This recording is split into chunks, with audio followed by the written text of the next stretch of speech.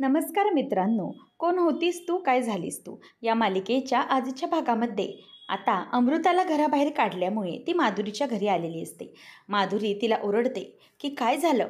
तेव्हा अमृता म्हणते की माझं सगळं प्लॅनिंग चुकलं आई. मला त्यांनी घराबाहेर काढलं. माझं सगळं काही चुकलं. खरंच कळत नाही आहे, इतकं सगळं परफेक्ट प्लॅनिंग करूनही ती कशी काय वाचली. कावेरी आणि चिकूचा शेवट मी केला होता, परंतु तरीही या सगळ्यातून ती वाचली कशी मला समजलं नाही. आणि ती बरोबर वाचली. तिच्या जागी जर दुसरं कोणी असतं ना तर ते वाचून आलंच नसतं, परंतु कावेरी वाचली. तेव्हा मग माधुरी म्हणते की अगं तुला डोक्याबेक्याचा भाग आहे की नाही. अगं असं कसं केलंस तू. अगं तुला समजायला हवं होतं. हे सगळं करताना तुला कळलं कसं नाही. ती कावेरी वाचलीस कशी. आणि तू माझी मुलगी आहेस ना, मग तू इतकी मूर्ख आणि बावळट कशी निघालीस गं. अगं हे सगळं करताना विचार करायला हवा होतास तू. अगं एक वेळेस तू हे सगळं केल्यामुळे ती सुलक्षणा तुझ्या एका वेळेस प्रॉपर्टी तुझ्या नावावर करायला तयारही झाली असती. सगळं तुला भेटलं असतं त्यांचं. पण तू तिच्या त्या वारसाला चिकूला जर त्रास दिलास, त्याला जर मारायला निघालीस तर कसं जमेल. तर ती तुला जन्मात पण माफ करणार नाही. म्हणूनच तिने तुला घरातून हाकलून दिलं. इतकं कळत नाही का तुला. तेव्हा अमृता म्हणते की आई मग आता काय करायचं. तेव्हा ती म्हणते की आता माझ्या डोळ्यासमोरून तू चालती हो, बाजूला हो, मला जरा विचार करायला वेळ दे की पुढे काय करायचं. त्यावेळेला आता अमृता जात असताना तिला अचानक गरगरतं आणि ती तिथेच खाली बसते. तिला माधुरी विचारते की काय झालं, काय होतंय, कसला त्रास होतोय तुला.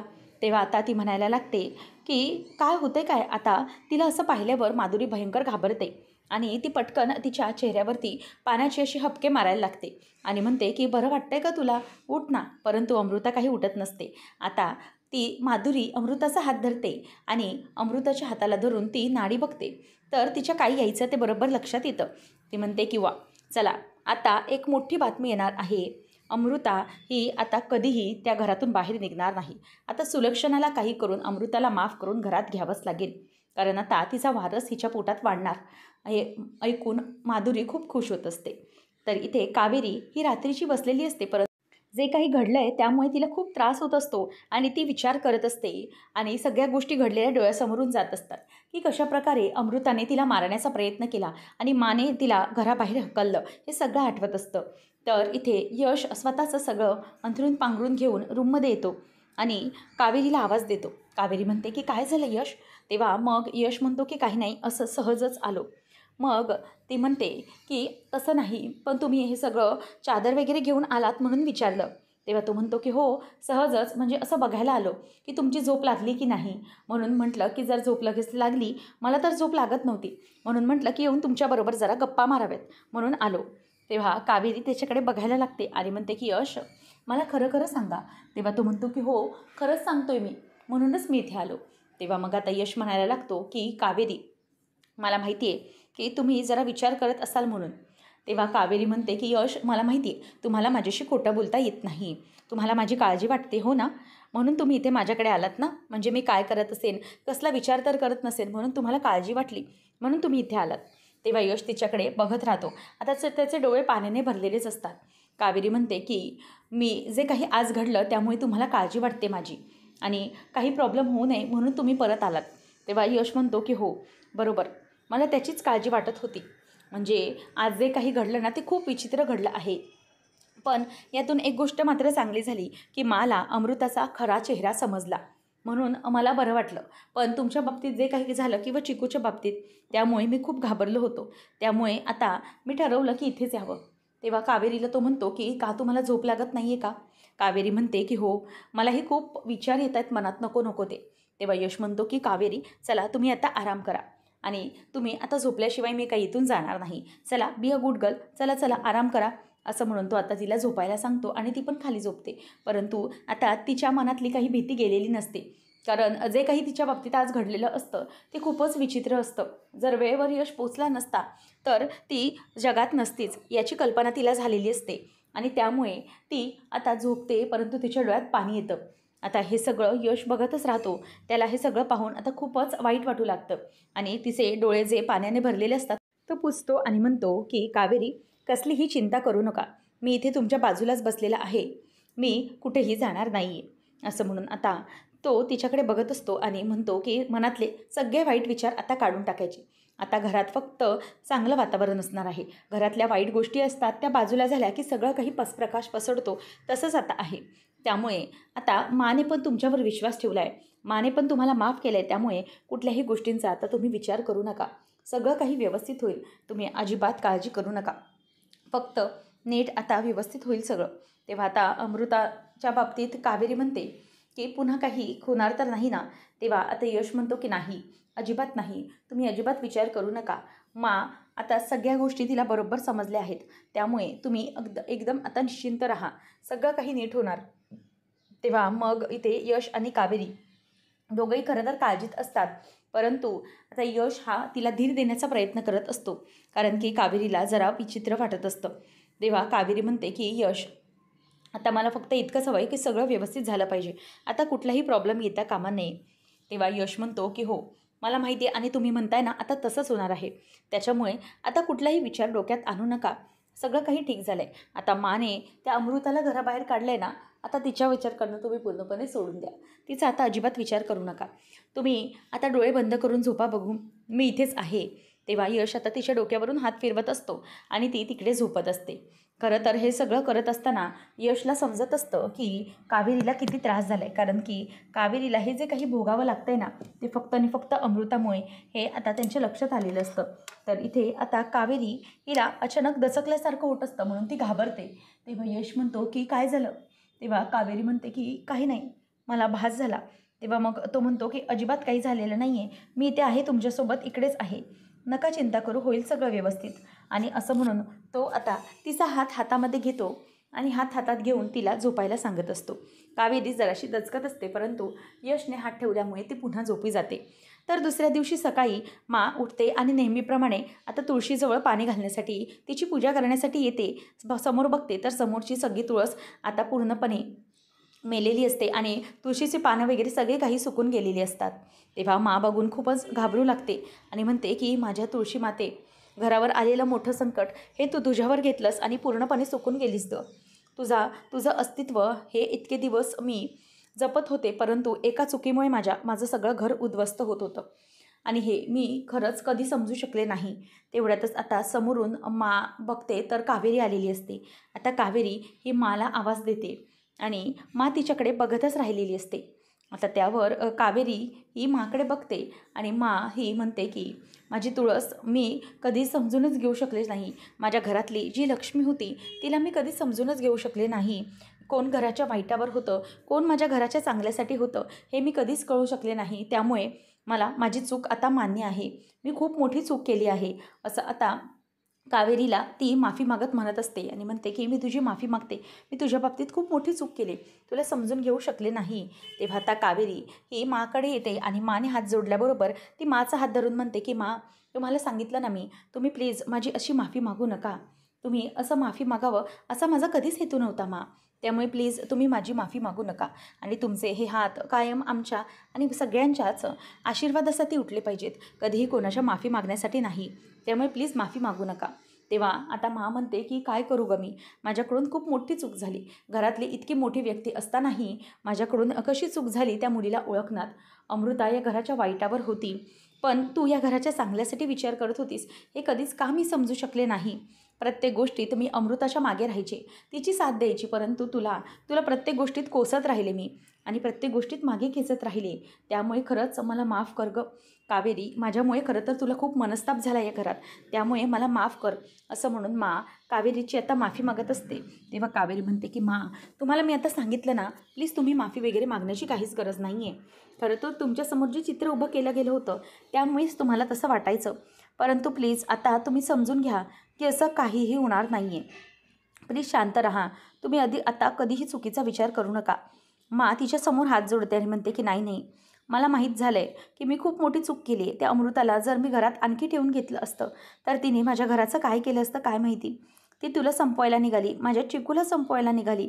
नाही, मी आयुष्यात आता कधीही विसरू शकत नाही आणि खरंच माझ्यामुळेच तुला त्या अमृताचा हा सगळा त्रास सहन करावा लागला आहे. तेव्हा कावेरी म्हणते की बस झालं आहे आता ही माफी वगैरे नको. प्लीज आपण हे सगळं आता संपवूया. घरावरचं अमृता नावाचं संकट आता कायमचं बाजूला झालं आहे. त्यामुळे त्याबद्दल आपण आता कोणताही विचार नको करायला. सगळं काही व्यवस्थित होणार आहे असाच आपण विचार करूया आणि या गोष्टीत आता कधीही त्या अमृताचा विषय अजिबात काढायचा नाही. कावेरी म्हणते की मी आता विचार करते की सगळं काही व्यवस्थित होणार आहे. मला फक्त इतकंच हवं होतं. तुमचा माझ्याविषयी जो राग होता तो गेला ना, बस. आता मला बाकी काही नको.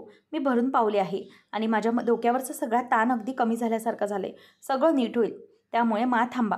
असं म्हणून आता ती तिची पिशवी उघडते आणि पिशवीतून तुळशीचं रोपटं बाहेर काढते. आता ती तुळशीचं रोपटं पाहिल्यानंतर अगदी आनंदाने भरून जाते. तिच्या डोळ्यातही पाणी येतं की अगदी बरोबर वेळेला कावेरीने तुळशीचं रोपटं आणलेलं असतं. घरातली तुळस सुकल्यामुळे आता नवीन तुळस आल्यामुळे ते दोघींनाही अगदी भरून पावतं. म्हणते की बरं झालं आणलीस बघ तुळस. माझ्या घरच्या लक्ष्मीने माझ्या या घरच्यासाठी तुळस आणली. खरंच खूप बरं वाटलं. आता ही तुळस आता तू तुझ्या हाताने या अंगणात लावायची आणि रोज आपण या तुळशीची पूजा करायची अगदी मनाप्रमाणे. तेव्हा कावेरी म्हणते की फक्त मी नाही, आपण दोघींनी मिळून ही तुळस लावूया आणि प्रत्येक वेळेला हे घर जपूया आणि ही तुळस जसं आपण जपू ना तसंच आपलं घरही दोघींनी मिळून आपण जपायचं आहे, असंही त्या दोघी म्हणतात. तेव्हा म्हणते की ठीक आहे. आता दोघीजणी मिळून तुळस लावायला जाणार. जुनी जी तुळस असते त्याची मुळं त्या मातीतून बाजूला काढते आणि ही नवीन तुळस ही ते आतमध्ये ठेवत असतात. आणि ठेवत असताना आता कावेरी आणि दोघीजणीही माती अगदी व्यवस्थितपणे लिंपत असतात. तिथे पाणी घालत असते आणि दोघीजणी मिळून ती नवीन तुळस लावत असतात. आणि ह्यामुळे कावेरी आणि दोघींच्याही डोळ्यात पाणी आलेलं असतं. खरं तर दोघींनाही या सगळ्या गोष्टीमुळे खूप आनंद झालेला असतो. आता कावेरी कडे बघतच असते आणि म्हणते की बघितलं ना किती छान वाटतंय. तेव्हा दोघीही ती तुळस लावत असताना आता त्या तुळशीला पाणी घालते आणि दोघीजणीही अगदी तुळशीला मनापासून प्रार्थना करत असतात. तेवढ्यातच तिकडून यश बघतो आणि तो म्हणतो की झालं, या दोघींचं सगळं काही आता व्यवस्थित होते.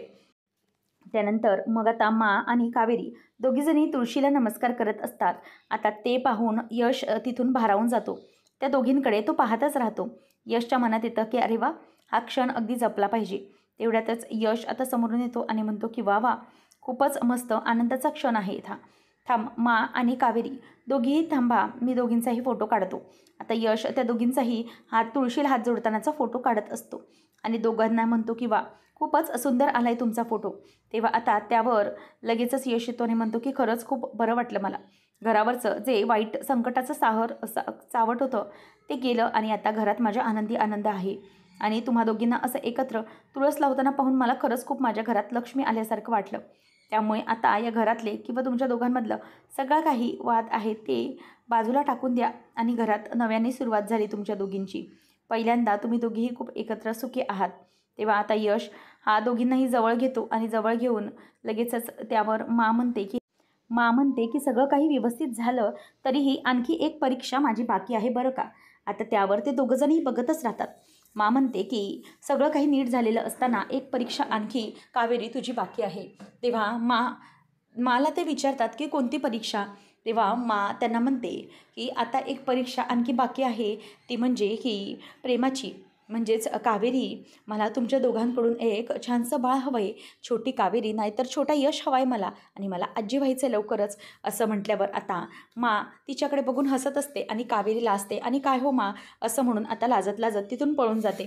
तेव्हा म्हणते की बघितलं का यश, ही लाजली. तेव्हा आता यश पण हसायला लागतो आणि बरोबरच तो उभा असतो. तर इथे विद्या काळजीमध्ये असते. सगळ्या साड्या तिच्या खराब झालेल्या असतात. ती म्हणते की भाऊजींनी सगळ्या साड्या तर टेम्पोमधून सोडवून आणल्या, पण सगळ्या साड्या घाण झाल्यात. आता काय करू मी या साड्यांचं? या सगळ्या घाण साड्या आता कुठे मी एक्झिबिशनला ठेवणार? असं म्हणून ती खूप चिंतेत असते आणि रडत असते आणि डोक्याला हात लावून बसलेली असते. तेवढ्यातच कावेरी आता हसत विद्याजवळ येते. विद्यावहिनी असा आवाज देते आणि विद्या मात्र रडत असते. आता कावेरी विचारते की विद्यावहिनी काय झालं, तुम्ही अशा का बसलात? त्यावर आता विद्या म्हणते की कावेरी, काय करू गं, मला खरंच काही कळत नाही आहे. तेव्हा विद्या म्हणते की असं काय झालं आहे? ती म्हणते की बघ ना अगं, या साड्या सगळ्या खराब झाल्या आहेत. भाऊजींनी साड्या आणल्यात पण किती खराब झाल्यात आणि इतक्या सगळ्या साड्या, आणि नेमका उद्या इव्हेंट आहे, तर इव्हेंटसाठी काय आपण अशा मॉडेल्सला घाणेरड्या साड्या देणार आहोत का? आपण त्यांच्याबरोबर बोललो आहे की वेळेवर साड्या देऊ आणि आता बघ ना या साड्यांचं काय झालं आहे, मला खूप काळजी वाटते. आता विद्याची काळजी बघून कावेरीही धास्तवते. ती म्हणते की आता काय करायचं? दोघीही विचार करतच असतात. तर इथे मा सगळ्यांना आवाज देते की चला रे चला नाश्त्याला चला, सकाळी सकाळी चला, उदय, यश या लवकर आणि बसा सगळ्यांनी मस्तपैकी गरमागरम सगळ्यांना आवडतात तसे दाणे घालून पोहे बनवलेले आहेत, चला बसा लवकर. तेव्हा आता हे पाहिल्यावरती उदय आणि यश धावत येतात अगदी लहान मुलांसारखे आणि उदय बसतो आणि म्हणतो की वा मा, मला आवडतात तसे दाणे घालून पोहे केलेस तू, आण पहिले मला खायला दे. तेव्हा आता पौर्णिमा म्हणते की अरे कित्येक दिवसानंतर सकाळी असं घर प्रसन्न वाटतंय ना, म्हणजे यांच्या आवाजाने अगदी घर नॉर्मल झाल्यासारखं वाटतंय, खूप दिवसानंतर आपलं घर असं हसतं खेळतं दिसतंय. तेव्हा मग मा म्हणते की हो हो गं पौर्णिमा, खरंच माझ्या या अशा हसत्या खेळत्या घराला कोणाचीही दृष्ट नको लागायला, असं म्हणून ती आता दृष्टच काढते सरळ घरावरून. तेव्हा यामी म्हणते की हो मलाही असंच वाटतंय की आता ना आपलं घर ना असंच छान हसत खेळत राहिलं पाहिजे, कोणाचीही नजर या घराला आता लागायला नको, असं सगळेजण म्हणत असतात. त्यावेळेला मग पौर्णिमा म्हणते की हो बरं झालं मा, तुम्ही त्या अमृताला या घराबाहेर काढून टाकलं आणि त्यामुळेच घरावरचा फार मोठं जे संकट होतं ते अगदी बाजूला झाल्यासारखं झालं आहे. तेव्हा मा म्हणते की हो आता पुन्हा कधी ते संकट येणार नाही. आणि उदय, तू पण स्वतःची काळजी घे, अजिबातच कसला वाईट विचार करायचा नाही, सगळं काही व्यवस्थित होईल, तू अजिबात घाबरायचं नाही. आणि हो हे बघ, घे खाऊन घे पोहे, असं म्हणून ती आता त्याला पोहे वाढते. आणि मग त्यावर यश म्हणतो की मा मला पण हां. तेव्हा मग ती म्हणते की हो रे बाळा खा. तेव्हा मग उदयला ती घास भरवत असते आणि म्हणते की हे घे उदय, मी तुला आता घास भरवते. तेवढ्यात उदय म्हणतो की त्या घासामध्ये दाणं असू देता शेंगदाणे. तेव्हा ती म्हणते की हो रे हे बघ आहे, असं म्हणून आता आपली उदयला छानपैकी पोह्याचा घास भरवत असते. तेवढ्यातच आता समोरून अमृता आलेली त्याला दिसते. आता ती दिसल्याबरोबर उदयला असा जोराचा ठसकाच लागतो आणि जोरात तो खोकायलाच लागतो. आता म्हणते की अरे कसा खोकला लागला, सावकाश खाना, त्याला पाणी प्यायला देते. तेवढ्यातच समोर बघितल्यानंतर सगळेजण बघतात तर तिथे अमृता आलेली असते. आता तिला पाहिल्यानंतर सगळ्यांचे डोळे अगदी पांढरेच्या पांढरे होतात. आणि आता यश ओरडतो आणि म्हणतो की अमृता, तू इथे काय करतेस, तुला माने या घराच्या बाहेर हकललं होतं ना, मग इथे काय काम आहे तुझं पुन्हा, आणि तू इथे का आलीस, असं तो रागानेच तिला विचारतो. आणि म्हणतो की चल इथून पहिले बाहेर निघायचं, अजिबात इथे थांबायचं नाही, असं आता तो तिच्यावरती ओरडतो. तेव्हा उदय पण समोर येतो. उदय म्हणतो की हो तू का आलीस इथे, निघ आधी इथून, सगळं काही व्यवस्थित झाले, आता पुन्हा या घरात यायचं नाही. यश म्हणतो की हो निघ, की पोलिसांना फोन करू. तेव्हा अमृता उदयला म्हणते की त्याच्या आधी हे पेपर्स वाच. तेव्हा आता यश गप्प हसतो की नक्की आता ही नेमकी कोणती नवीन चाल खेळणार आहे. म्हणूनच आता उदय ते पेपर्स बघतो आणि ते पेपर्स पाहून ते सिटी हॉस्पिटलचे रिपोर्ट्स असतात. आता ते पेपर्स पाहिल्यावर उदयलाही धक्काच बसतो आणि तो तिथल्या तिथे गप्प उभा असतो. त्याचा पूर्णपणे चेहरा आता पडून गेलेला असतो. अमृता आता त्याच्या रिॲक्शनकडे बघत असते की नेमकं आता उदय नेमकं पुढे काय बोलणार आहे. तेव्हा आणि पौर्णिमा एकमेकींकडे बघतात, नक्की काय आहे, कसले रिपोर्ट्स आहेत, काय आहे, दोघे एकमेकींकडे बघत राहतात. तेव्हा विचारते की काय, कसले पेपर्स आहेत हे, उदय जरा सांग मला काय आहे हे, काय दिलं हिने येऊन. तेव्हा उदय काहीच बोलत नाही, तो पूर्णपणे गप्पच बसलेला असतो. त्यानंतर मग आता यशलाही कळत नाही की कसले पेपर, म्हणून आता यश ते पेपर्स घेतो आणि ते बघायला लागतो की नेमके हे कसले पेपर्स आहेत. आता यश ते बघत असताना त्याला ते पाहून धक्काच बसलेला असतो. यश आता बघतो आणि अमृता मात्र गालातल्या गालात हसत असते. तेव्हा आता विचारते की यश, अरे दोघंजणही जरा सांगाल का नेमके कसले पेपर्स आहेत ते, काय आहे नक्की सांगा काय आहे ते. तेव्हा यश आता सगळ्यांना सांगतो की हे पेपर्स हिचे प्रेग्नेन्सीचे आहेत, हे पेपर्स म्हणजेच रिपोर्ट आहेत हॉस्पिटलचे की अमृता प्रेग्नंट आहे. आता हे ऐकल्यावर सगळ्या धक्का बसतो. यश म्हणतो की मला माहिती आहे अमृता, ही सगळी तुझी खेळी आहे, हे सगळं मुद्दाम करतेस ना तू, खोटं बोलतेस सगळं, असं आता यश तिला म्हणत असतो. त्याच वेळेला इथे विद्या ही कावेरीला म्हणत असते की आता आपण उद्या काय करायचं, उद्याच्या वेळेवर आपल्याला हे साड्या द्यायच्यात, तर करायचं तरी काय. तेव्हा कावेरी म्हणते की आपण एक काम करूया, आपण ह्या साड्यांना परत तयार करूया. तेव्हा विद्या म्हणते की परत, तुम्हाला माहिती आहे ना कावेरी बहिणी, आपल्याला किती दिवस गेलेत या साड्यांची तयारी करायला, डिझाईन करायला, मग एका दिवसात हे सगळ्या इतक्या साड्या कशा पार पडणार आहेत. तेव्हा मग विद्या म्हणते की आता काय करायचं आहे. कावेरी म्हणते की आता यावर एकच उपाय आहे, तो म्हणजे की आपण त्या इव्हेंटमधून माघार घ्यायची, स्पर्धेमधून माघार घ्यायची आणि त्यांना रिक्वेस्ट करायची की आपण या स्पर्धेत पुन्हा येऊ शकत नाही आहे. तेव्हा आता विद्या म्हणते की झालं, तेच बाकी होतं आता. मला तर इतकं वाईट वाटतंय ना, इतकी मेहनत माझी पाण्यात गेली आहे. नाही, आता आपण जाऊया आणि घरात सगळ्यांना सांगून टाकूया की नाही, मला काही जमलेलंच नाही आहे. म्हणजे मी एकदा विचार केला आहे तर ते माझ्याकडून पुन्हा कधी होऊ शकत नाही आहे. नाही, मी पूर्णपणे हरली आहे. आता असं जाऊन सगळ्यांना सांगावं लागेल बाहेर. तेव्हा असं म्हणून विद्या रडत असते. कावेरी म्हणते की आपण एक काम करूया, आपण यशशी बोलूया. याच्यावर यशकडे काही उपाय आहे का, आपण हे सगळं बघूया. त्यामुळे तुम्ही काळजी करू नका, आपण बोलून बघूया यशशी. मग ठरवता येईल की पुढे काय करायचं आहे ते. ती म्हणते की आपण यावर यशशी बोलूया. विद्यावहिनी म्हणजे नक्कीच काहीतरी याच्यावर आपल्याला यश ऑप्शन देतील. आपण एकदा जाऊन बघूया. असं म्हणून आता त्या दोघीजणीही तिथून जायला निघतात. तेव्हा आता लगेचच यावर विद्या म्हणायला लागते की आपल्याला आता काय करायचं हे खरंच काही कळत नाही, पण आपण जाऊन बघूया. नक्की यश भाऊजी काय म्हणतात त्यावर ठरवूया की पुढे काय करायचं आहे ते. त्यामुळे आता दोघीजणी बाहेर येतात. यश हा म्हणत असतो अमृताला की हे बघ अमृता, हे तुझे रिपोर्ट्स आहेत ना, सगळे रिपोर्ट्स खोटे आहेत. त्यामुळे या रिपोर्ट्सवर मी कधीही ऐकणार नाही. हे रिपोर्ट्स तू आमच्यासमोर आणलेस ते खोटं प्रेग्नन्सीचं नाटक, म्हणजे पुन्हा तुला या घरात माने घ्यायला हवं यासाठी तू हे सगळं केलं ना. पण तुझ्या या रिपोर्ट्सवर आम्ही विश्वास ठेवणार नाही. तेवढ्यात विद्या येते आणि तिने त्याचं बोलणं ऐकलेलं असतं. ती म्हणते की बरोबर आहे तुमचं भाऊजी, मला माहीत आहे ही जी अमृता आहे ना, ही सगळं खोटं नाटक करत आहे. कावेरी आणि विद्या ओरडत असतात की चल निघ लवकर, इथून बाहेर निघायचं. आणि कावेरी पण म्हणत असते की हो, अजिबात इथे थांबायचं नाही. अमृता बाहेर निघ, अजिबात थांबू नको. तुला माने घराबाहेर काढलं तरी पण तू पुन्हा इथे कशासाठी आली, निघ बाहेर. असं म्हणून त्या दोघीही तिला बाहेर काढायला बघत असतात. इथे मात्र गपचूप बसलेली असते, ती काहीच बोलत नाही. त्यानंतर मग आता पुढच्या भागामध्ये ही कावेरी ही विचारत असते की नक्की काय करायचं आता, काहीच कळायला मार्ग नाही आहे. त्यावेळेला आता कावेरी म्हणत असते की यश, उद्याचाच दिवस आहे आणि या एक्झिबिशनसाठी आपल्याला उद्याचाच दिवस आहे आणि त्यामध्ये एकट्या वहिनी काही करू शकणार नाही. विद्या वहिनी, त्यासाठी नक्की काय करायचं तुम्ही मला सांगा. की स्पर्धेतून माघार घ्यायची की हा बिझनेस म्हणजेच हे सगळं चालू ठेवायचं, एका दिवसात कसं पूर्ण करायचं आहे. तेव्हा आता यश म्हणतो की मला तरी एकच गोष्ट वाटते कावेरी, आपण हे सगळं बंद करू शकत नाही. तेव्हा कावेरी म्हणते की हो, जर आपण माघार घेतली ऐनवेळेला तर 5 लाख रुपये दंड आहे स्पर्धकांकडून. तेव्हा आता यश म्हणतो की विद्यावहिनी मला सांगा की आपण घरातले जवळजवळ 3-4 हात तुम्हाला मदतीसाठी असले तर आपण एका दिवसात हे सगळ्या साड्या पूर्ण करू शकतो का.